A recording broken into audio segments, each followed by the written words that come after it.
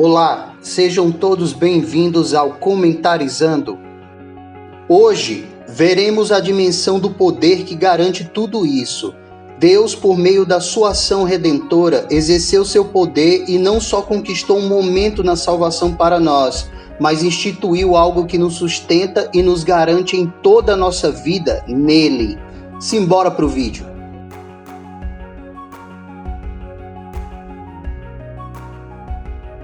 Se o chamado de Deus olha para trás, para o início, e se a herança de Deus olha para frente, o poder de Deus abrange todo o período, pois somente o seu poder pode garantir o seu chamado e nos trazer com segurança as riquezas da glória da herança final que nos dará no céu. Paulo está convencido de que o poder de Deus é suficiente e acumula palavras para nos convencer. Escreve não somente do poder de Deus, como também da eficácia da força do seu poder, e ora para que saibamos a grandeza dele, realmente a grandeza suprema dele para conosco, os que cremos. Como chegamos a conhecer a suprema grandeza do poder de Deus? Ele deu uma demonstração pública desse poder na ressurreição e exaltação de Cristo.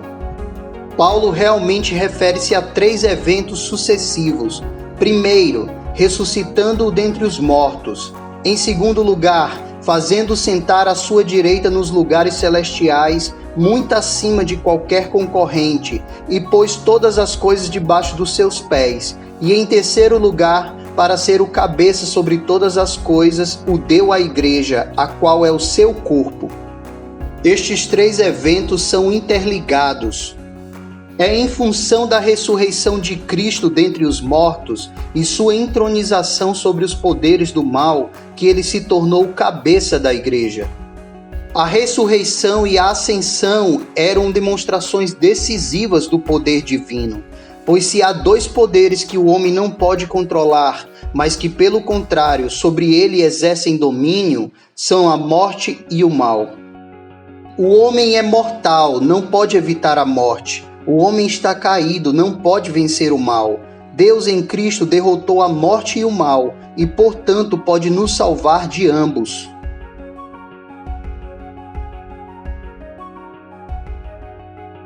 A morte é uma inimiga amarga e implacável, chegará a todos nós um dia. Podemos por vezes adiar a morte, porém não podemos escapar dela, e depois da morte nada pode impedir o processo de decadência e de decomposição. Até mesmo as técnicas mais sofisticadas de embalsamamento, usadas pelos agentes funerários mais capazes, não podem conservar o corpo para sempre. Somos pó e para o pó inevitavelmente voltaremos. Nenhum poder humano pode evitar isso, e muito menos trazer um morto de volta à vida.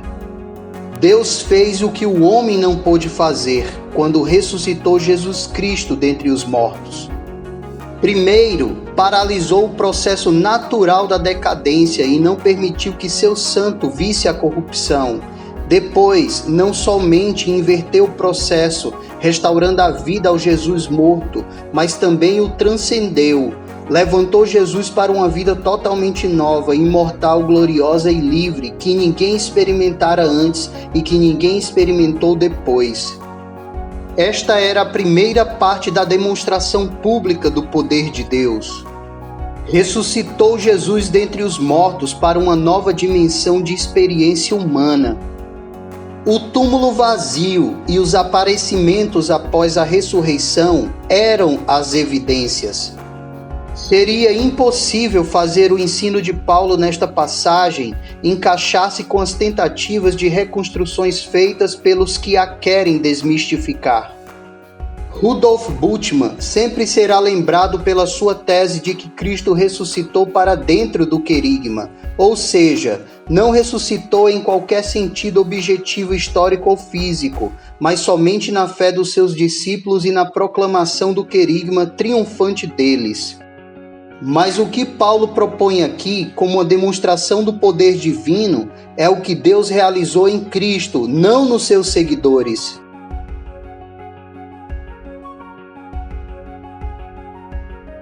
Tendo ressuscitado Jesus dentre os mortos e fora do domínio da morte, Deus o fez assentar à sua direita nos lugares celestiais, ou seja, o promoveu para o lugar de honra suprema e de autoridade executiva. Ao fazer assim, cumpriu a promessa messiânica do Salmo 110, verso 1. Disse o Senhor ao meu Senhor: assenta-te à minha direita, até que eu ponha os teus inimigos debaixo dos teus pés. Lembrança deste versículo podem ser achadas não somente nas referências à direita de Deus e a Cristo levado a sentar ali, como também na declaração posterior que Deus colocou todas as coisas debaixo dos seus pés, tornando-os, portanto, seu escabelo. No Salmo 110, são os seus inimigos que ficam debaixo dos seus pés. Parece seguro supor que os principados e potestades, acima dos quais foi exaltado todo principado e potestade, poder e domínio, aqui não sejam anjos, mas sim demônios, aqueles dominadores deste mundo tenebroso ou as forças espirituais do mal, contra os quais Paulo mais tarde nos conclama a lutar, pois sem dúvida ainda não reconheceram de modo definitivo a vitória de Cristo. A expressão mais geral que se segue, todo nome que se possa referir não só no presente século, mas também no vindouro, pode ser acrescentada a fim de também incluir os anjos, bem como qualquer outro ser inteligente que se possa conceber, sobre os quais Jesus reina com supremacia absoluta. Que todas as coisas agora estão debaixo dos pés de Jesus é provavelmente também uma alusão a outro ensino bíblico.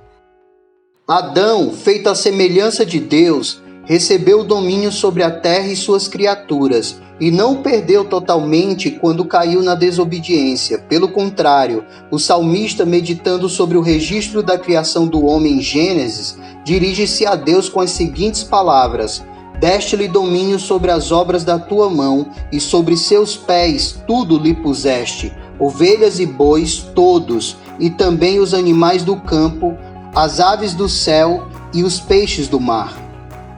Mesmo assim, o domínio do homem tem sido limitado pela queda e é corrompido sempre que ele explora ou polui o ambiente, pois originalmente foi nomeado para ser o mordomo responsável por ele. Desta maneira, o pleno domínio que Deus pretendeu que o homem desfrutasse no presente é exercido apenas pelo homem Cristo Jesus. Agora, porém, ainda não vemos todas as coisas a ele, isto é, ao homem, sujeitas. Vemos, todavia, Jesus, coroado de glória e de honra. Jesus já destronou a morte e um dia este último inimigo será definitivamente destruído.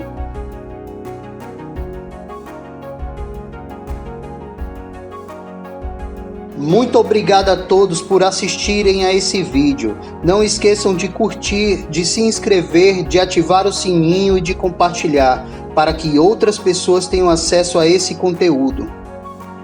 Até o próximo vídeo. Valeu!